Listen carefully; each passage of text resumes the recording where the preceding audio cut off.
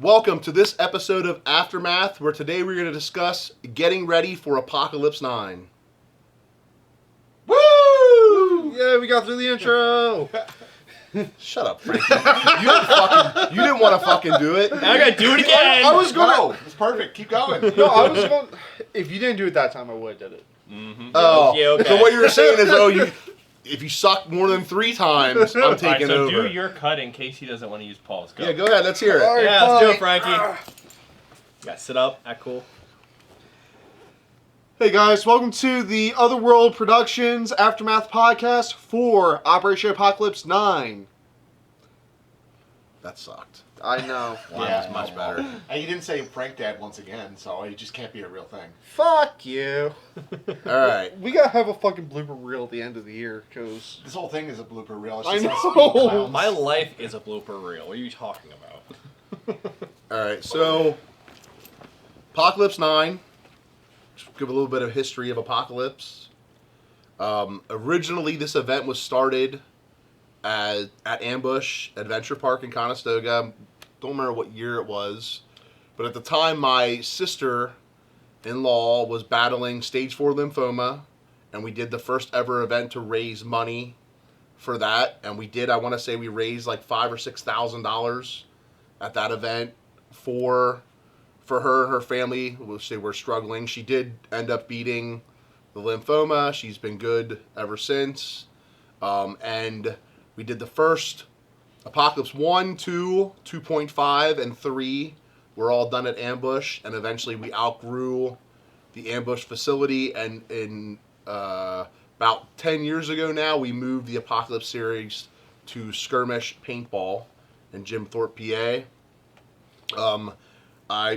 If you asked me 10 years ago if we'd still be doing the Apocalypse game, I probably would have said no.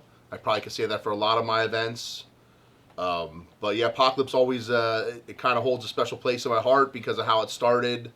And, we're still here, and it evolved into something special. All these guys here participate in these events, and we'll definitely be here at this year's event, which is March 22nd at Skirmish Paintball. And just going to talk to everyone here and see what they're doing to be prepared and what kind of gear maybe they're using and stuff like that. So duct tape, figure we'll start with you and see what you got rolling. Sure.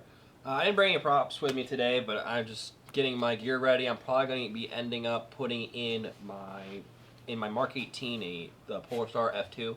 I've had the jack in that for the longest time, and I just got an F2 recently, and I think I'm ready to upgrade my system to the F2 because I know a lot of guys run the F2s and have no complaints with them, and those things just run. I mean, the jack runs as well, but my thing is the air efficiency. I'd like to get a little more air efficiency. I do run I think it's a 68 CI carbon fiber tank, so a little less, capacity, so I have to get a little more consistency and efficiency out of that. Just getting my normal gear ready. I've run more of an assaulters class, so about 6 to 8 mags on my plate carrier, 1 in the gun, 1 in the back, just some normal, pretty normal stuff. It's definitely good to always give your gear a once over. Try all your gear on before you get to the field. Make sure your pouches are properly woven into your plate carriers. Yeah. For the love of God, I hate people that show up and they have it looped through like 2 loops of the molly, and it's just ripping around, flopping. I see guys running, the backpack's not stowed properly. The tank pouch. Oh man, Oh when my God. you see people with their tank pouch on their back and they're running, that tank is just smacking their spine. It's like, oh my God, It's what going are you around doing? like this, like smacking each side of their back. I'm just like, oh my goodness. It is a pain to weave molly, Yes. but you need to do it right. A You pair of have needle to. nose pliers help tremendously. To get that, just get up in there and just help pull it through. And there's a lot of YouTube videos of how to properly weave Molly and Alice. And What do you like better on the ends of Molly? Do you like it when it's like the sewn flat strap that folds back over, or when it's something like a button? I actually don't like the buttons. I like the flat strap. Depends on the I like pouch. I do like some of the pouches that have the flats on it. I definitely enjoy that more, especially the stuff that has more articulation. It gets moved around a lot more. like my medic pouch on the side that I have, it's buttons and it keeps coming undone Yeah. because it's got some more outer weight, so it has a lot of moving around. So I'd like to maybe replace that with a different style medic pouch with the tuck-in ones instead. I've just had a few things where I had a button and I got it woven like super tight and it was perfect, and like trying to get the button to engage. It's Yeah, like, oh, if I just had a flat strap, I could just bend it and ram or jam it. Or into you get the place. button to engage, and then you put it on and move one time, and you hear the button pop. Yes, exactly. Every time. Exactly. Well, I've had the exact opposite of what you're saying. That the flat, like, I do the button, I don't have any issues. The flap comes out, and then it just doesn't can't hold fit as well. anywhere. Yeah. But it's Yeah. you, Frankie. What? But it's you. So of course. It depends No, though. you Like, depends on the polar pouch. opposites of everything. there's so many. Depends on the pouch job. One thing for Molly, I must say, I honestly don't like it anymore with like the base unless it's laser cut.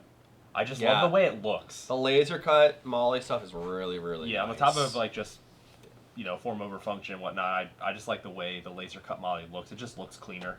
They both work just as well. I don't know if there's Yeah. an advantage over it, but Yeah, I'm not sure. Probably maybe the materials is a little bit different too for the laser cut, so it's obviously more precise. It takes a lot of the slop, like the side to side sliding out, so it definitely holds it tighter to the rest of your plate carrier.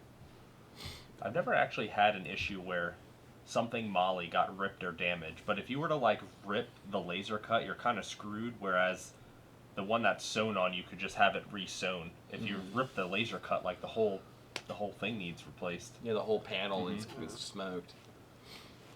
But Yeah, I mean, we sell like I can't even tell you what would be the better option based off of this discussion here, because we sell both a lot. Like, It's personal preference. yeah, I mean, we sell like the Rothko stuff. I mean, that's all the Snap-on, and we sell tons and tons and tons of the Rothko stuff. Probably more than any other brand of pouch that we carry.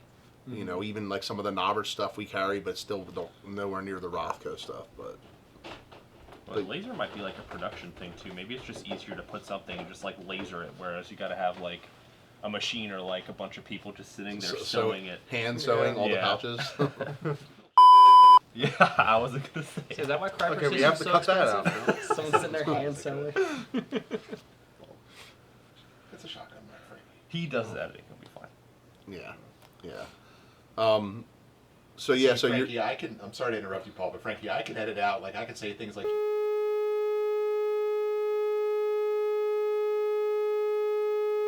It's all going to be just beeps across the whole. Oh yeah, it doesn't actually have to be cut out. You can just cut the sound. Yeah, like Nate Yeah. can say whatever he wants right now, and I Yeah. can just Sucker. say. Well,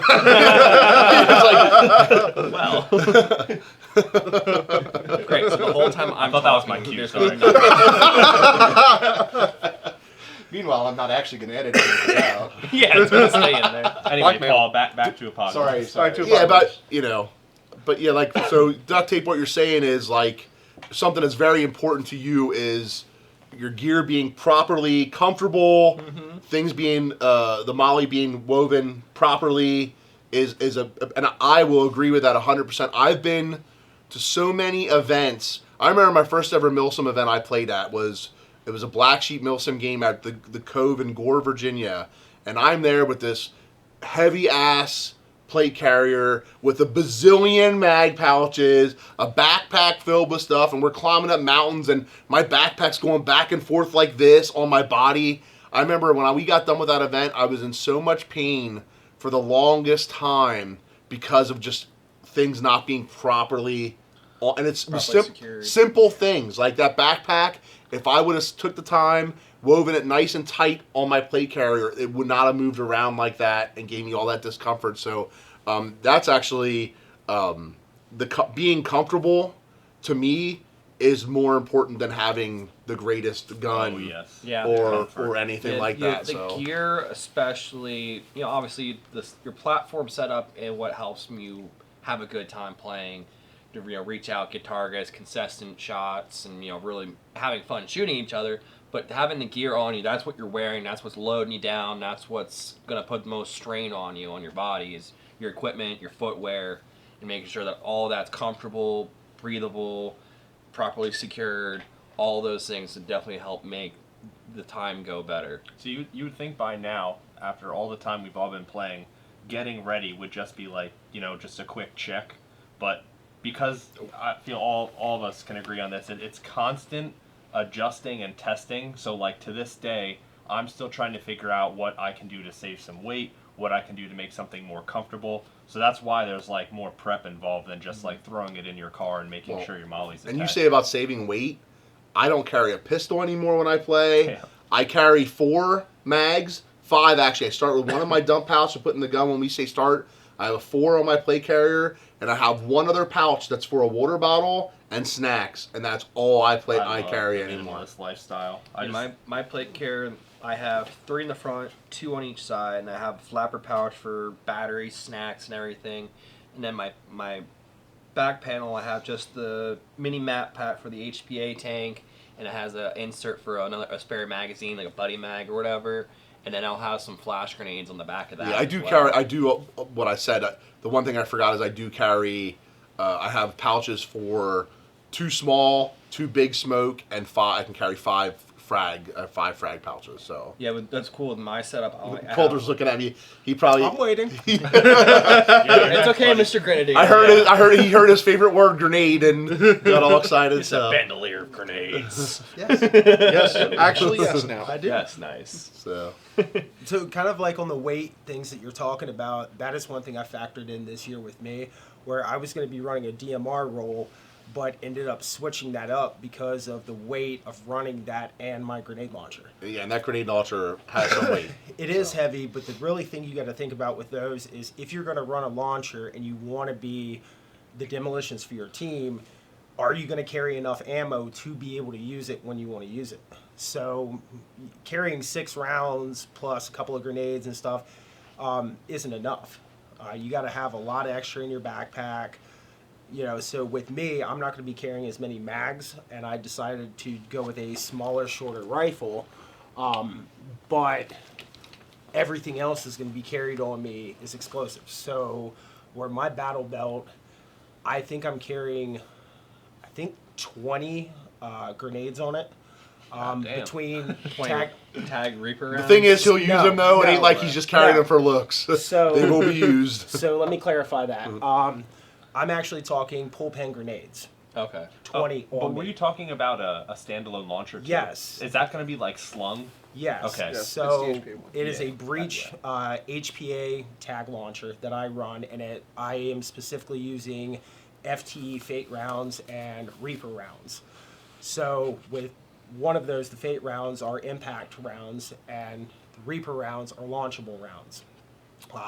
3.5 or 5.5 seconds on those fuses.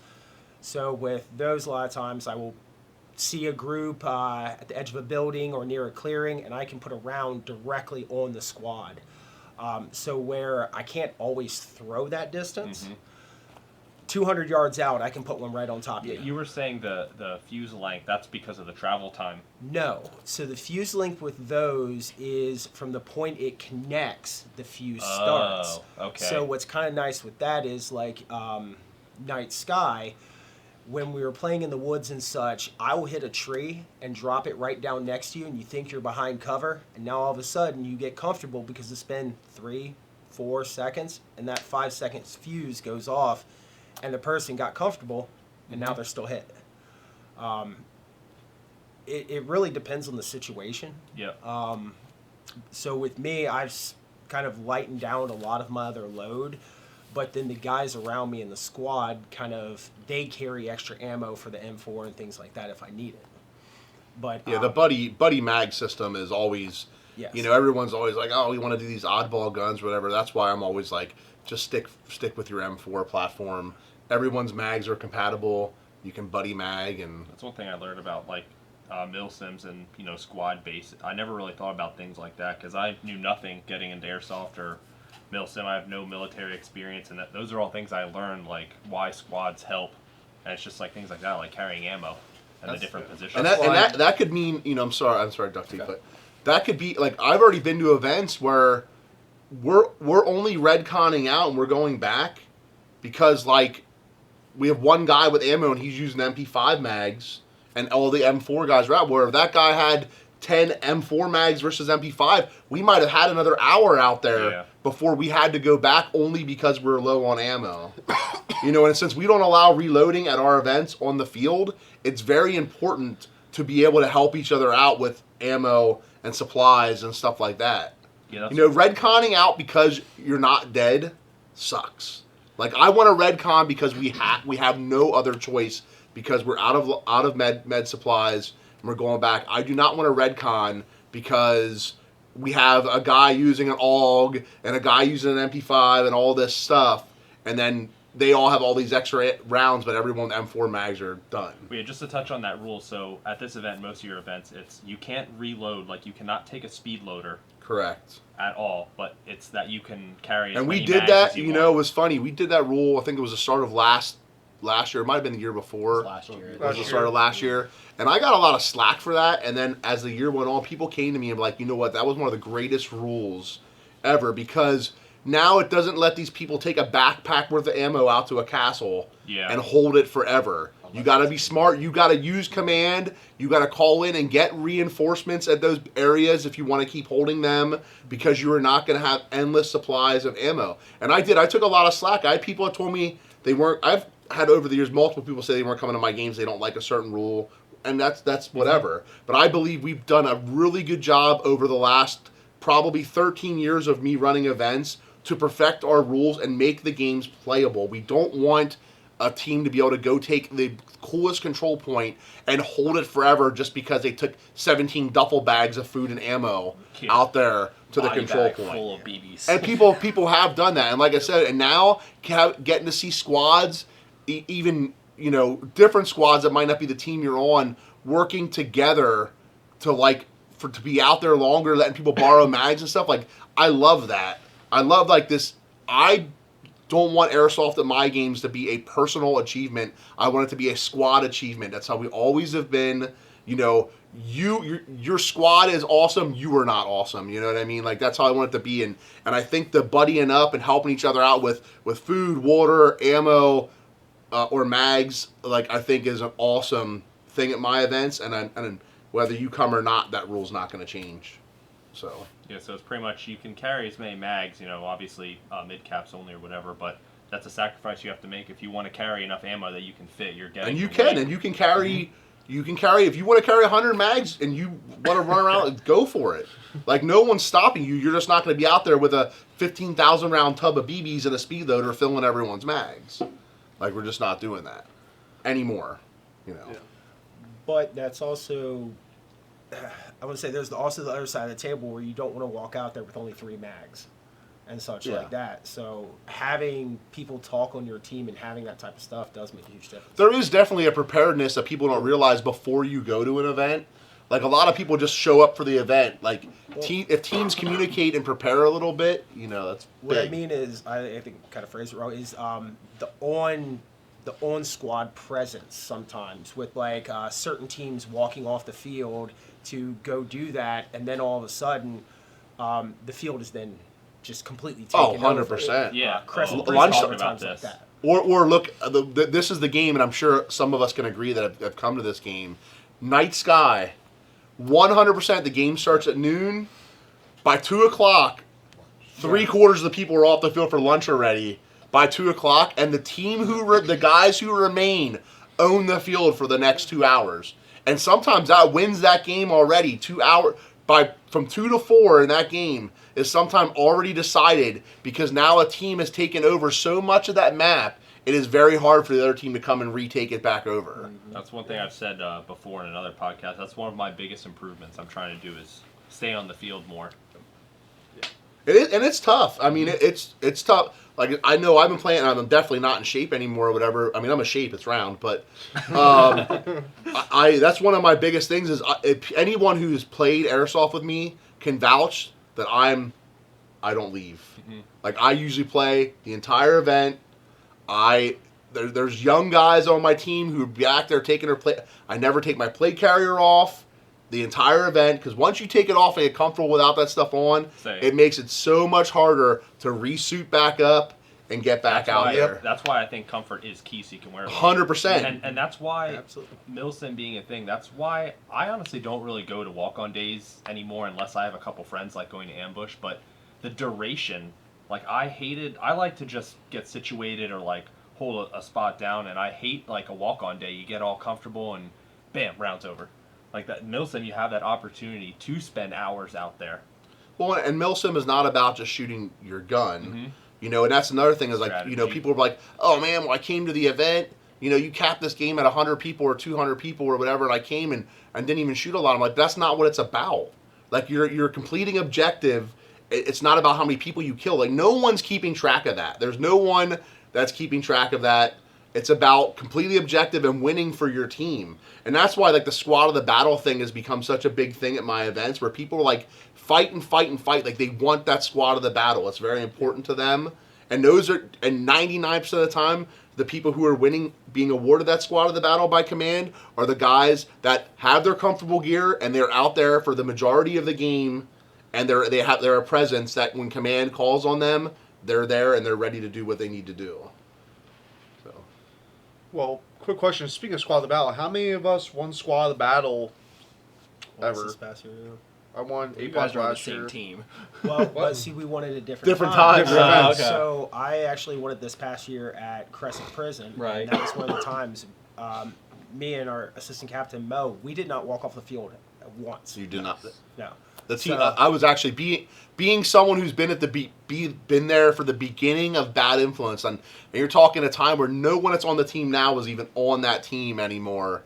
To now, and the evolution and the team, I feel like your team is finally where you need to be as far as like understanding if you want to compete and what it takes to win that squad of the battle. And that was all. Like, I'm gonna be honest with you, when that got called out last year at Crescent, that was touching for me too. 'Cause it's like, I know what Bad Influence as a team has been through over the last 13, 14, 15 years of being an original Milsim team in this area, and like, you know, that was awesome for me. And I congratulate your team, because that was an awesome experience. And also seeing you guys on the field all the time was awesome as well. I don't know what it says about me, but every team I've been on has always won squad of the battle when I haven't been playing with them. When you haven't been playing.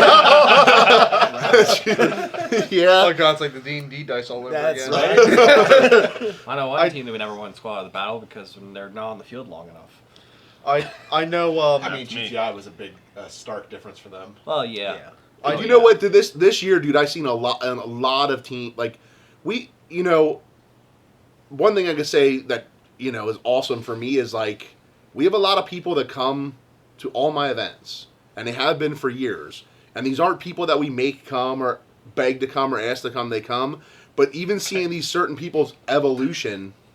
What's that? Does that sound? Are you trying to turn that really gay? I didn't turn it. It doesn't have to be. You gay. did turn it gay. You're the one that laughed at it. Not necessarily gay, just inappropriate. Well, Greg's gonna edit the gayness out of that, I guess. More work for him. Yeah, Not but begging anyone to come, but Now you put it that way. thanks, Nate. Thank you, Nate. But Get the cutaway. yeah, but it's because he looked at me. You looked at me. well, what's so weird is you guys are making like fucking looking through each other's souls while we're talking I about don't it. have a soul. I'm a ginger. But I'm just saying that's true. He's trying to steal But I'm mine. just saying, like, we get to see, like, there's a lot of people that have been coming to these events that were the ones for years that are out there eating all the time. Like, the only time you've seen them was off the field. You know what I mean? And then it's like to see these guys now, like, over the years have an understanding of what it takes to be successful at these events and stuff. It's awesome to see that. And not just Bad Influence or Havoc or the fourth echelon guys or whatever. A lot of these teams are different now. Even like Ginja's team, the DSO guys and stuff, like, they understand now that if they want to be recognized, they got to be on the field. Mm-hmm. And it doesn't mean you have to be the greatest player or anything like that, but being there for the time for when command calls you on the radio and says, where are you at? I need you to do this. And you're like, oh, you know what? I'm close by. That means so much to command to be able to trust in those squads. Mm-hmm. You know. I know when I won. Yeah, I know when I won Squad of the Battle that I was with the sniper squads and all the sniper squads won, and that was like the first time in your events where sniper squads won Squad of the Battle, right?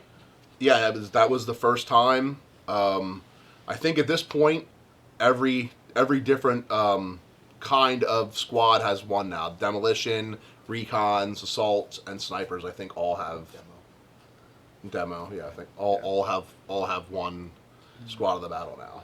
And just to let people know, because the one time I was called out as a cheater for that, I have no say. I do not. Command has the say in squad of the battle. I've never had a say in who wins squad of the battle. The only thing I have a say in is there's been events where people be like, each team would be like, you know what, there's 2 squads, we can't choose. So I'm like, you know what, each team has 2 squads. We'll just let you pick both squads. Like, make it easy. That's the only time I've had like a say in that. But now it's everyone who's got squad of the battle. Every squad has 100% earned that. And I can see the people by just seeing them on the field. The people that are probably going to have a good chance of getting it, are those people. So. Yeah, Havoc. We really put the steps in, put the work in at Crescent too. We were in there everywhere. Well, it was a good feeling at that event. Also at Draco, with the lower numbers at Draco, when you leave the field and are not seeing people like at the food area or whatever, that means they're on the field. Yeah. So it's like it's nice seeing that the events go well enough that people are not leaving the field. But unfortunately, Night Sky is just one of them oddball ones where it's like it is like a permanent 6-hour, 7-hour lunch break. From 2 on. So that's part of the game, so you can have lunch the fastest. Food vendors love it, but yeah. So Frankie, what are you doing to prepare for Apoco? So anywho, I went ahead and I bought back in October. I bought the brand new G&G Levar 15, and what I did with that was I threw a David Blurton 3D print short stroke kit in it. I threw a Waldo Customs M-Pass nozzle in it, so now if I crank it all the way up, I can get 4 joules, but the limit for snipers is 3 joules. So I have it down to 3 joule. Then I threw Pro and Hop up, a HPA barrel, and then a quantum bucking. And I went out and test shot it, because you should test your replicas before you bring it to the field, because if you come with a broken gun, then you're not going to have a good time. I went ahead and test shot it. I'm getting like 250 feet easy. Nice. And what gun is that again? G&G Levar 15. It's the brand. So it takes M4 mags. That's the big gimmick. Okay. And also it's a lever action too. But it also takes M4 hop-ups, yeah, barrels, and everything like that. Right? Yeah. Yeah, that's California cool. So, compliant ARs. Yeah. Lever action. And also I also HPA'd it as well. That's cool. So lever action, yeah. So I think it's going to revolutionize the sniper game, but I'm going to wait till the end of the season to say that's the definitive answer or not, because it came out in like October, and I saw a couple here and there, but like no one really like upgraded them, and there was no part support. Now there's some part support, and also you have the Raptor lever as well as part support. So I want to see how it performs for the season, then we can give a definitive answer. Yeah. I actually built one out for Russ that he wanted some help, or he grabbed one. I built it out for him, and he ordered that nozzle, and yeah, we gotta see how it works out at APOC. Yeah, I'm excited to see. I mean that gun was on G&G's list as like something they were super excited about and stuff like that, and I'd like to see performance wise how that gun can handle it now. So yeah, me too. And just in case if for whatever reason that fails, I have a trusty SSG 10A1 that I used last year. I liked it, spring, but it shoots all right. So the Levar, obviously I'm used to real lever actions, how every time you work it resets the hammer and everything. How does it work for an HPA airsoft gun? Just puts a new BB in the chamber, probably. Yeah, it puts a BB in chamber and actually has a lever, or a hammer. Oh, what's tapped though? Does it take an engine or you tap the mags? You don't tap the mags. You actually, there's a gas reservoir in the handle, or in the pistol grip. You're tapping the gun itself. You're tapping the gun itself. That's interesting. Oh, okay, I see what you mean by it is a green gas okay, so gun. I didn't know that. Yeah, you said HPA. I thought you put an engine in it. Yeah, no, I thought what's you the tapped point the of the mag, lever so- action? Yeah. It was just got an engine in it, which is all that's all of it. Then okay. Someone did do that, and it looks horrendous. Oh. Okay. Someone, that makes more sense now, knowing that it's a gas gun. Yes, okay. It is a gas gun. Okay. But still, though, that it's mechanical. I don't have to worry about batteries. Nice. That okay, yeah. If it I get it now. I'm not going to jinx myself, but the weather is not too good. It can run. Yes, please. We don't want any bad weather. Yeah, if you run that, Jeez. if you run those conditions, that Explosives still work in the rain. are you sure about that? I'm 100% sure. I've already What you're tried it. saying is I need to get the Kythera build done. Got it. Yes. Next one. I love me Kythera. Yeah. But yeah, I have that all set up. I have my SG 10 set up in case if for whatever reason the Levar decides to crap the bed. And yeah, I'm running a thermal scope for the first time. Can't wait for that. And then night switching my MTLB because it's going to get close, or it's probably going to get close quarters. Sneak around. Yeah, speaking of that, Nate, you said at night play, you still full out snipe though, right? You don't. Yeah. There's no switching over because I know a lot of the snipers will switch over Nope. to closer quarter weapons at nighttime. Yeah, the only reason I'm able to do that is because I have a thermal scope. Now, I do have... I feel like in the last 5 years, I've only ever not sniped like one time, and I had this HPA hack job Tommy gun that I built. It was pretty cool. It worked good, but I used it just to make a video, and I was like, I'm going back to sniping. But yeah, I could use an MP5. I have an MP5K, and I have like a stock, and I can put a suppressor on it, and then the D-ball. But like I said, I only snipe, and I know practice makes perfect. I just have no interest in learning how to. Well, then see you'd have to video. change your name too, right? Yeah, probably. It wouldn't go right. Blind so. door kicker. Blind Blind door kicker. But Blind- yeah, blind that's breacher. actually I do notice that like the sniper squads usually are almost like non-existent at nighttime. Like you don't no longer see like the 2-man sniper squads out there usually in the dark. Can we talk briefly about night play in general at this game? The spicy nature of night play and how everyone needs to like keep their wits about them a little bit.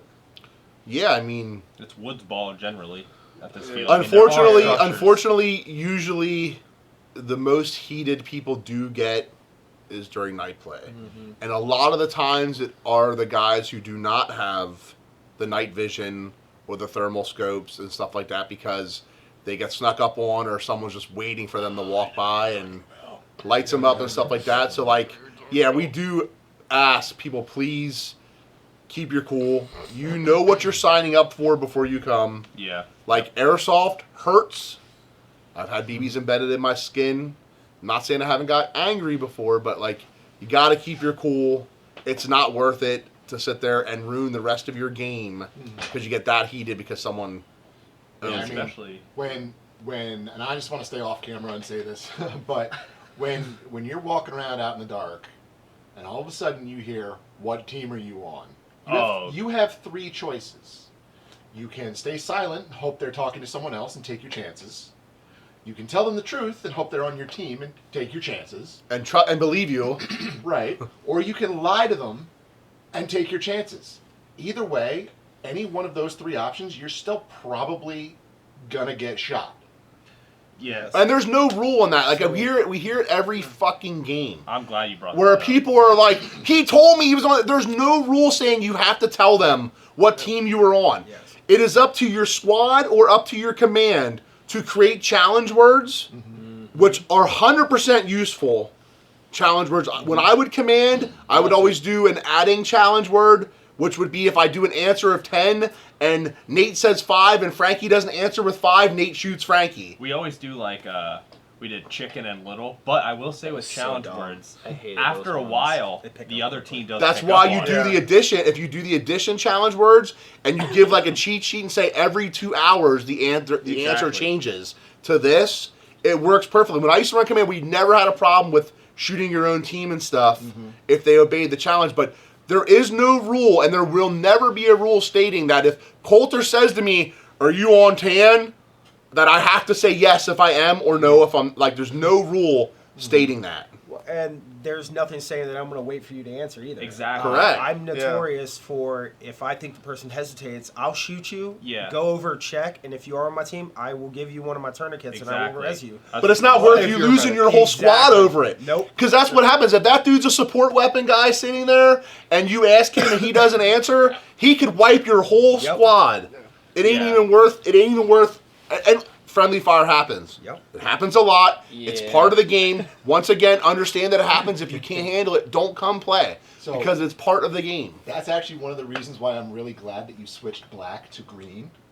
to feds because black and green look the same under night vision. Yes, they do. Well, the funny thing about that is the reason it was done the way it was originally, with the street gear being a Federation color originally, was because when we first started doing these events, everyone and their mother wanted to wear a multi-cam.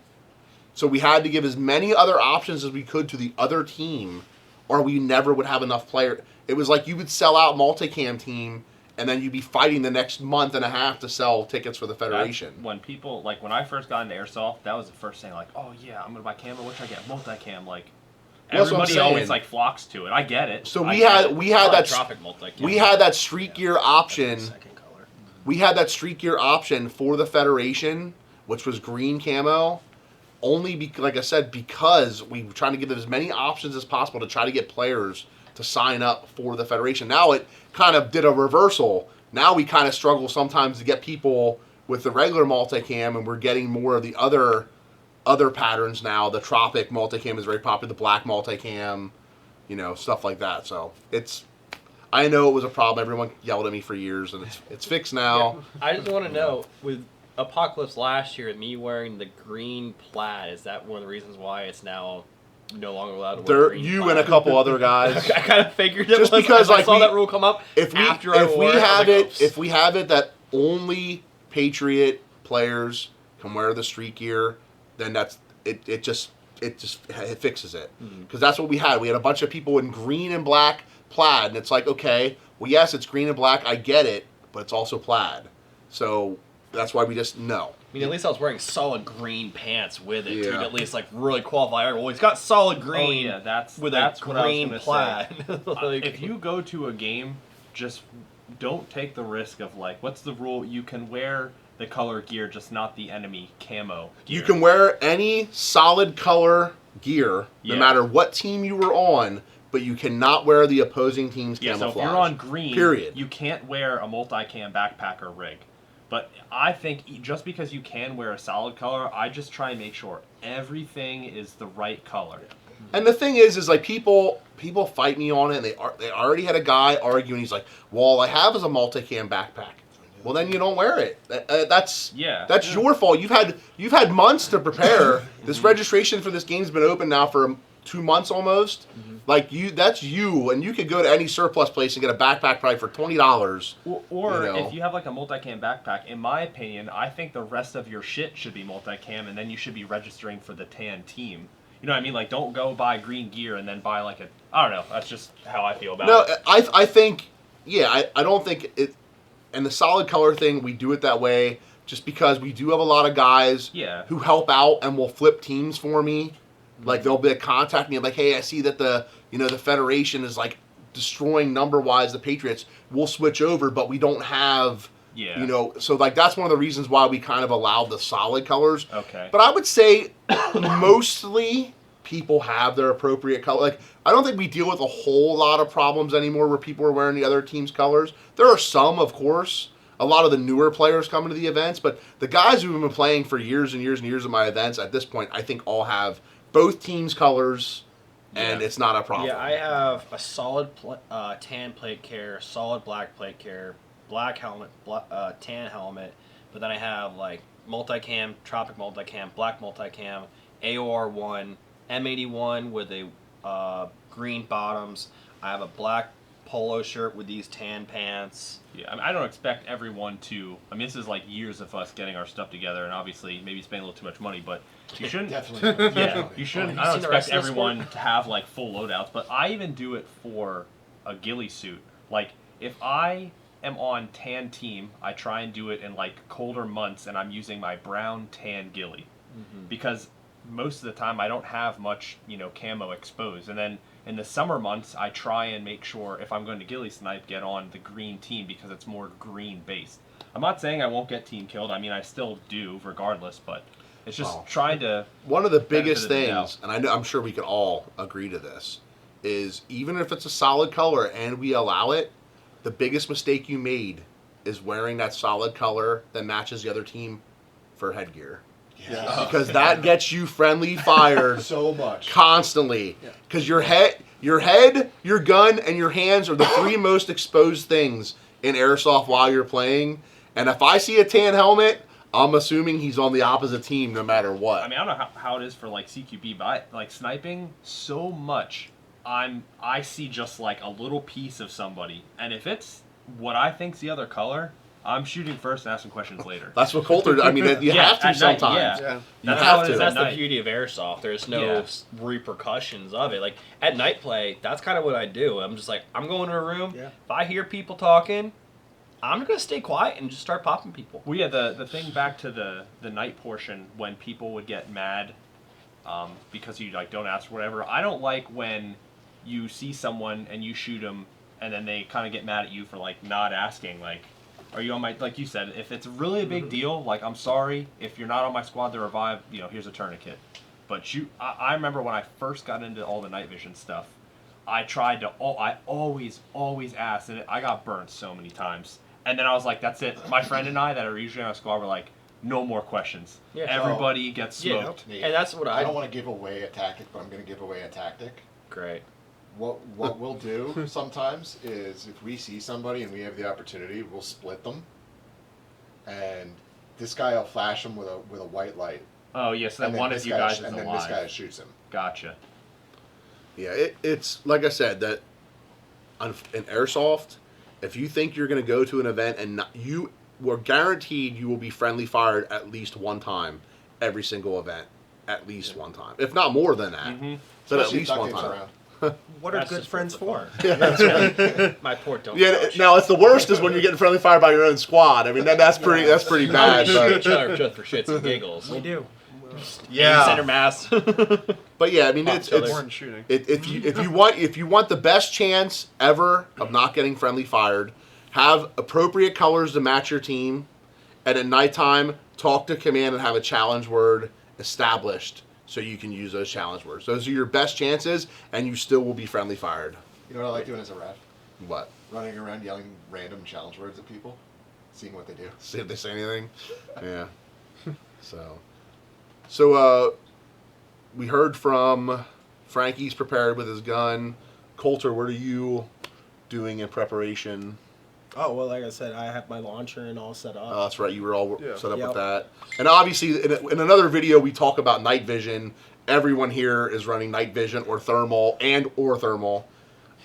So, like, that's one thing that everyone here I know is 100% can be prepared with is making sure their night vision, like I would do, I would replace batteries every single time, whether it needed it or not. Yep. A new battery got replaced. Especially if you know something's been sitting for a while. Double Like, check. like especially for Apocalypse, you know, our last game was Crescent.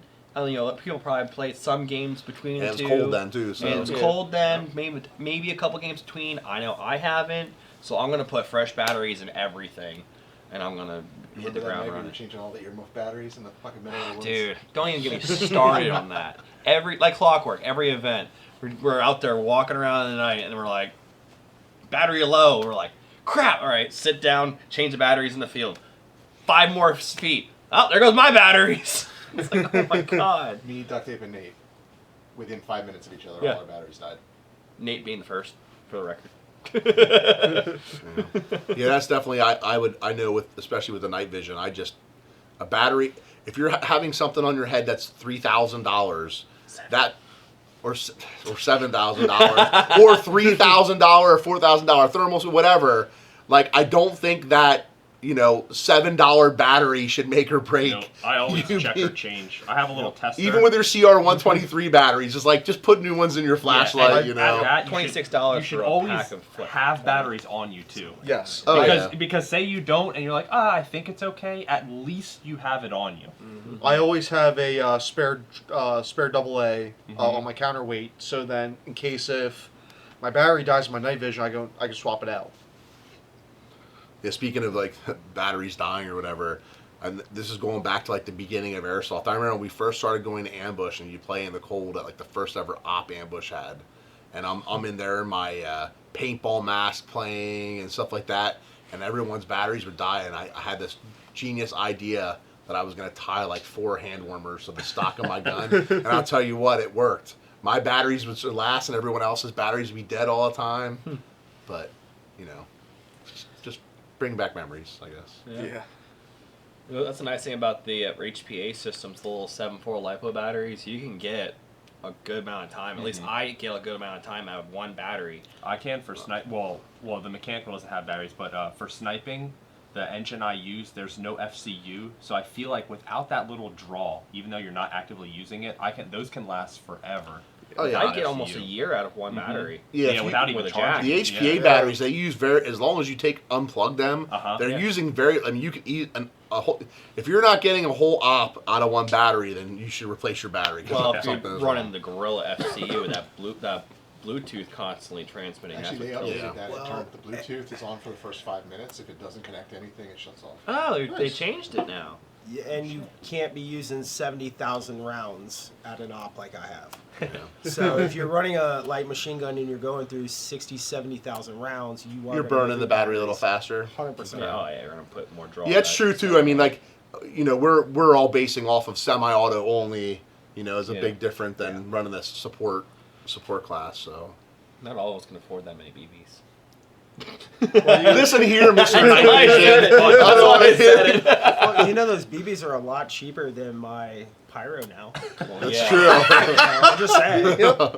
That's Coulter, true. how much are you spending on pyro for a pilot? So far, I've already bought 10 boxes of tag rounds. Launchables or throwables? Launchables. Okay. So I have 12 of those so far between the FTE and the Reaper rounds. So we're talking 120 rounds of those. And then throwables, I think I have 14 boxes right now, and there's 6 in each I box. thought you were gonna say 19s and 14 67s? grenades. So yes, I have 14 19s boxes. and 67s. I am not really using the FBGs. AFG systems. Or the AFGs. AFGs. Yes, I'm not really using those too much right now. They're a little too light for me to throw. The FBGs are super light. The flash The ones. flashbangs. Yes, yeah. So those are the ones I have 2 boxes of those, and I'm not going to be using them. But all of the Tag 19s and the Tag 67s, I think I have 14 boxes of them. Yeah. Yeah, I need to get some more. Okay, I like Greg. the How about 67. you put over Colt's head? How much money he spent on pyro? How much money on pyro he's bringing to the... So that's just for this My event. quick also. math has him over $2,000. Yes, that's a little. Hey, with that being said, I can't even like mock that with Coulter though, because like people who know me at events, like I would play, you know, especially the last so many years. I've officially retired. I do not play airsoft at all anymore. I physically can't handle it. But I probably spent 1,000 to 2,000 every single event Damn. on frags, The last time I only played, because we that's were all I friends. cared about. I would rather not shoot my gun at one time and frag every single room. It's so much fun. Like that's what, yeah, that's what. Like I want to make sure that those rooms are every one of them's dead in every one of them rooms. Like that's Plus, just throwing with these new tag grenades, it's just so satisfying. Just pulling that pin, letting that thing go, hearing the hammer click down. I remember the you one know time someone's about to cry. The first experience I ever had actually with a tag grenade was we went to Canada for a game called Nightfall, and friends of mine, Force Recon, were running the game every year, and they had tag grenades there, and it's the first experience I ever had with them because I was always used to the ones P grenades you had to strike or whatever to work. And they had like this small amount there for people to buy, and they were expensive. I mean, they were at that time they were selling them. You know, it's probably like 60 USD a box, and that was kind of expensive. Yeah. You know, and $10 a grenade when we were getting the strike ones for like $5 a piece. You know, and I went out. I was like, this is awesome or whatever. I bought everything they had. And we were there early, so no one else at the event ever had a chance to buy any of the tag grenades. Nice. And I threw every single thing I bought at that event was thrown at that event. I didn't take anything. Well, I'm not going to risk taking it home across the border, but I didn't take anything home. So A lot of people do it with other more dangerous items, but you know. wow. I remember I was at another op, and this was right after EGs got back or got legal again. That I happened to have some, and no one else had any. I had like 20, and there was a tentacle there, and I can kill the tentacle. Like I just kept throwing grenades. It was so much fun. I gotta do it again. There's a certain enjoyment about killing people with grenades in airsoft. Yeah. So the one Like my goal would be Nate, since he's so much further away. I want to launch grenades 100 yards. I've definitely Now, got imagine if they launchable had- grenades at Mill Sims. Now, Yeah, I don't know if yeah. they do or not, But does Tag make a launchable that whistles through the air?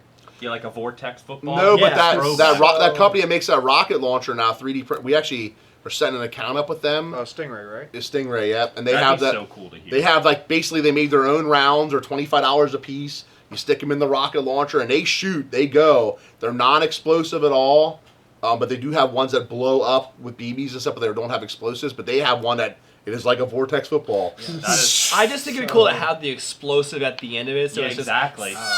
Yep.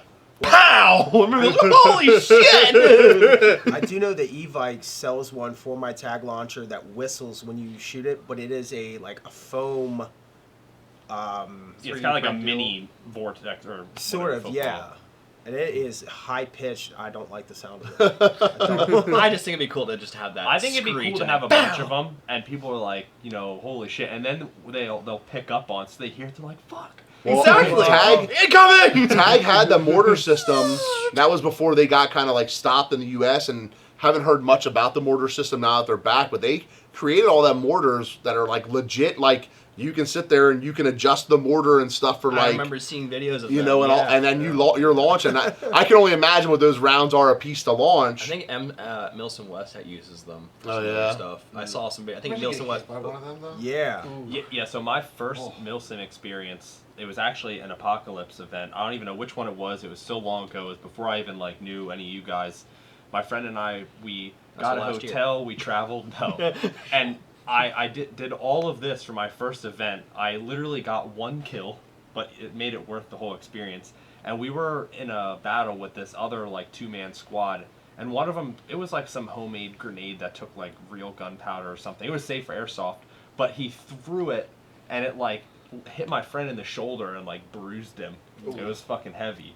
Yeah, we got to sit there. One thing that's always tough is, the tag grenades. We want that kind of stuff there, but people got to be smart with them. They are very dangerous. We had a kid at Draco where one went off next to his head and it melted his whole hood. It caught him on fire. Paul, did you know that I was the one that actually shot that? I did not. Yeah, of course. I did not. It But I'm was, just saying, and- FBI, open it up. And he was on our team. I did not know that, and Shoot first, ask questions later. when we engaged the group, I felt bad afterwards. Yeah, and it was one of Jinja's kids. Yes. Did And- you shot a Reaper at me at that event? Yeah, and Yeah. but like I said, I wasn't saying that as it was anyone's fault. I'm saying that we just gotta be safer with them. Or if you do drill someone by accident with one like you did, go over and check on them. Because I seen one already go in between someone's legs, a throwable tag grenade, and it blew up in between their legs, and they had to leave my game because it destroyed them. I can only imagine what their privates and shit looked like going off in between their legs. I mean, you seen what happened to me with that tag grenade at that hospital game. I kicked it down the steps by accident, and it destroyed my whole foot. I was black and blue from my ankles all the way up to my crotch from the shrapnel from it. I caught one. And that was me running down the steps. I accidentally kicked it down the steps And what with was me. that? Just the EG-67? That was a tag 67. Texas. Yeah, one of the old school. The shrapnel from it is so hard Damn. that it that was the pre-ban tag. Oh, okay. Yeah. you The know, post-ban but ones are a little bit better.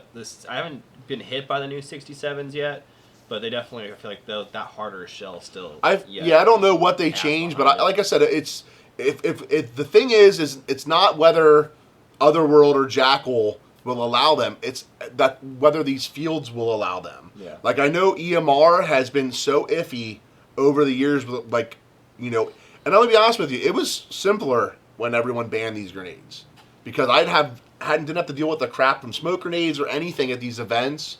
It was simpler, but we love them and they're fun. But a lot of these fields are one incident away from them not letting us use them at their fields anymore. So we gotta be smart about it. Yeah, we just everyone needs to be smart about it. If you are purposely going out there with a tag launcher trying to hurt somebody and shoot them directly at people, then you shouldn't be at my events. And if we ever see a video or hear anything about you saying that's what you're coming to do, then they're not going to It be should able to also deal with it. clarify that people have those 3D printed launchable rounds and stuff. Remember, at Draco? Yeah, but those there at Draco though, those were actually made by a company, and they were kind of safe. They're not very good. Yeah, Like I don't know they why. break- I don't know why anyone would buy them over like a tag chalk round that actually fires okay. and shoots and stuff. Yeah. So I used both of those, and I'll tell you, for like Crescent Prison, there were times that I was engaging the technicals so fast and so rapidly that paying The a price dollar wise. a round compared to $5 a round for tag made a huge difference. Yeah. Well, Plus- we came across someone had launched a 3D printed round at I think at the Patriot Technical. Or It didn't even something, break. and it didn't even break. And so Paul, I think you threw it at the ground and it still didn't break. Yeah. Okay. Those guys there. We Step up. talked to them and you know we showed it. We determined that that might have just been a dud one or whatever. And he said it skipped the ground first and didn't hit the technical directly. And we deemed that those were, as long as a company designed them and you were buying from a company, I will allow it. But if you're at home printing them yourself, I won't allow it. Right. If you bought them, if it's a 3D printed one that you bought from a company, we have no problem allowing them, but I just don't want people at home designing their own 3D printing and shooting at people, you know what I Ghost mean? Grenades. Ghost. Hey, what's up, everybody? Real quick, if you're still watching, Jackal is giving away a free rental for this night vision setup at our upcoming event, Apocalypse 9. If you just comment #tubes, you have a chance to win this free experience for night vision. Again, that's #tubes in the comments, and it's for renting night vision. It's not to take the setup home, but you could have the experience of trying out night vision. #tubes in the comments. But either way, read the rules obviously before you come to the event. Make sure all your gears. Yeah, read my favorite is when people come to me and tell me that it's not in the rules. Like, bro, reread it. I 3 know times these if you rules have like the to. back of my hand. Yeah. Don't tell me they're not in my rules. Read it, reread it. Join the Facebook group page to talk with your command if you can, or just get in contact with your command beforehand. Get there and try and find the COs and just ask questions. There's no such thing as a stupid question, only stupid What were you answers. gonna say, Colt? Well, I was going to say, kind of with the battery issues we talked about earlier, make sure you have a deadlight. Yes. Yes. Night play and such like that. Red deadlight. You can only. get cheap running or night bicycle lights on Amazon for super cheap, and they're the perfect airsoft deadlight. The And ones that we Nothing sell, extravagant. at vending, are the I think simplest. it's those. Yeah, I they're was like going to say these, they can go right onto your helmet and Yeah. go into anything. I guess this one is. Speaking of the helmet light duct tape, Yes. we Speaking of. said we were going to give one of them away, And then we and you have a random generator. You want to tell us who the winner of that light is, real the quick? winner of that light from that video is Crew Served Creations. Cruiser of Creations. Crew Served Creations. Okay, so He's the winner. just That's a hit. comment on hit this it. video. Yeah, That commented on the last video. The last #, video. duct tape.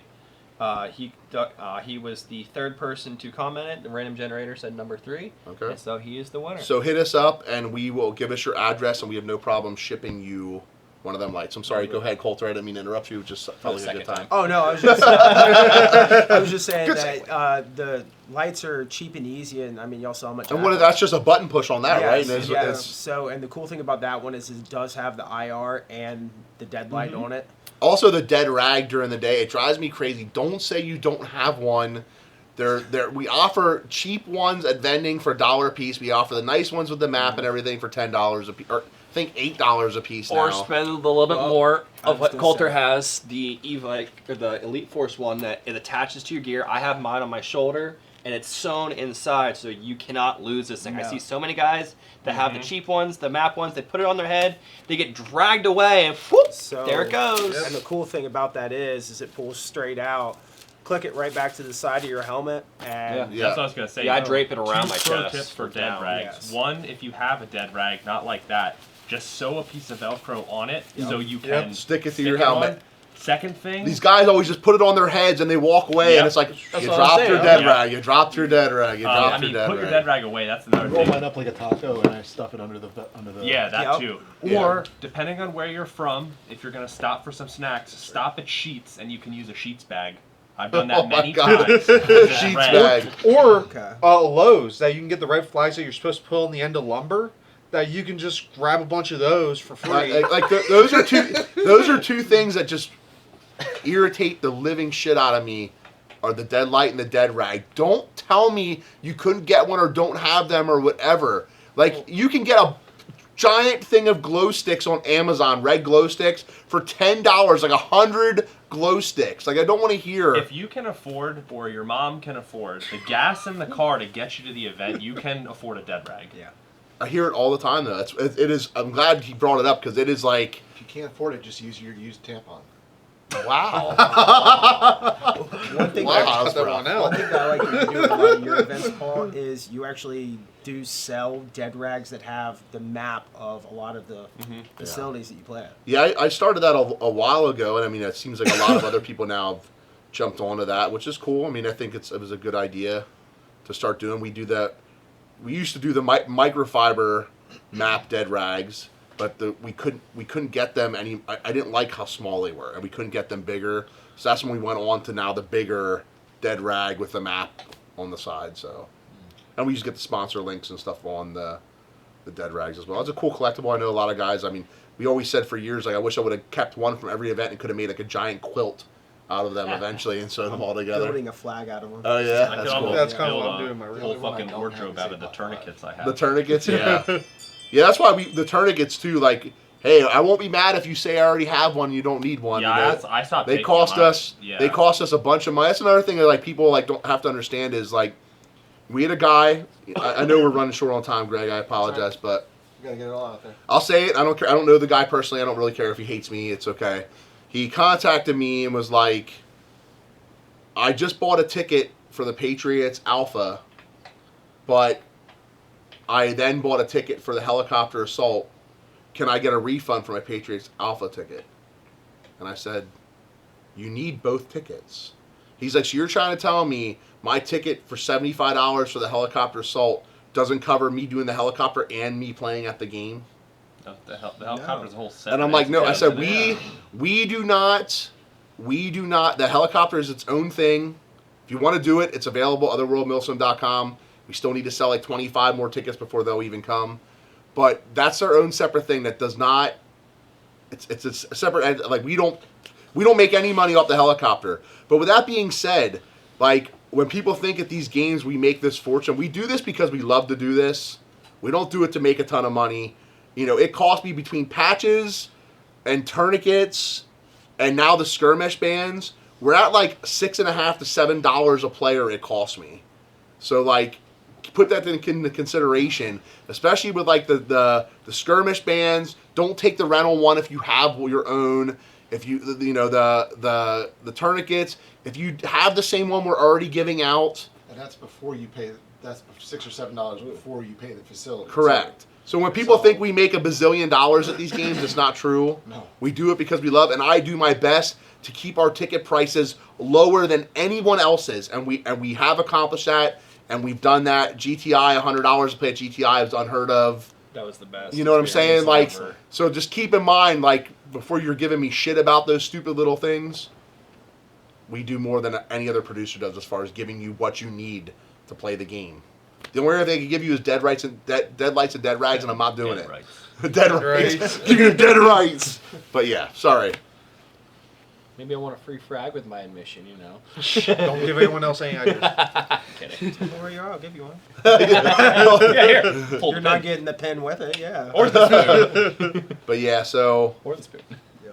any final thoughts here on the Apocalypse preparation video? We'll have another video after Apocalypse to talk about how it went and stuff as well. Well, real quick, do you want to go over what Nate does to get ready real quick?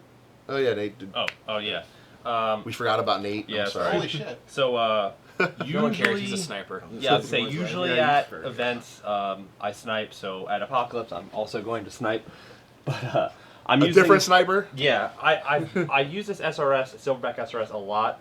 I always mainly use VSRs, but yeah, I finished one of my VSR 10 builds and used the shit out of it, and it works great. And I kind of miss this thing, so I'm using this. I'm going to be wearing my brown ghillie suit, so I'm trying to get this prepared by wrapping it. I have a few more things I have to do to try and put more leafy stuff on it, and then I have my sidearm over here as well, which I have used before, but for this game, it's going to be the first time I'm using. This is a Nobrich SSX 23, and I did run HPA tap mags because I hate dealing with green gas, but those things are bricks. So then I went to Jackal, which you can get this whole setup at Jackal, by the way, and they have tap 3D printed shotgun shell adapters. So it just takes shotgun shells. So carrying like 5 of these compared to 5 magazines is huge weight savings. And That's 30 rounds in Yep. those shells. Yep. So I think I have 6 of them. And then the main thing, aside from those, like getting my ghillie stuff ready for preparation, is just trying to save weight like this so I can spend more time on the field, because I really want to try and spend the entire time on the field. So on my kit, which I don't have here, for eating, I have a lightweight backpacking cook system and like what's it called, a freeze-dried meal. So that's Okay. going to be like my lunch, and I have it like in my dump pouch, and I can pull out my little stove. And So if you find I'm excited Nate on to the eat that. field, he's gonna feed you. Yeah, I have a long-handled spork I can give it out, but that's pretty much it. I I just hope got I to find you finish doing cooking. I was wrapping. gonna throw a grenade at Yeah, yeah. How mad would you be if like you're little cooking and the grenade lands on your shit and flips it all over you? Well, the bad thing, I don't know if that could somehow like set off my little gas canister, but that could potentially be bad, but it'd be pretty So if funny. you hear a Well- really loud bang, Paul, you know what happened. yeah. Well, it's going to be on the same level as Ron Bailey getting his cooler blown up at Wishwell. Yeah. The grenade flew over the truck, inside the truck, landed in the cooler closed. When it landed in the cooler, boom! Yeah. Was it on video? I don't I don't think think so. And it I didn't wasn't happen. there. It was There are fun though. pictures. Yeah. But yeah, I hope to see everyone at the event. It says March 22nd coming up here real fast. I know we're not ready, so we'll have the next couple of weeks to get ready. But we'll be there. And thank you all for watching. We'll see you next time. Like I said, we'll have a video, an aftermath of Apocalypse. Aftermath. An aftermath of Apocalypse. So This is a pre-aftermath. a pre-after, yes, a pre. And after Lips 9. A pre-math. This is aftermath. My brain just hurts. Yeah. But anyway, thanks for watching, and as always, we'll see you soon, and call your hits. Peace.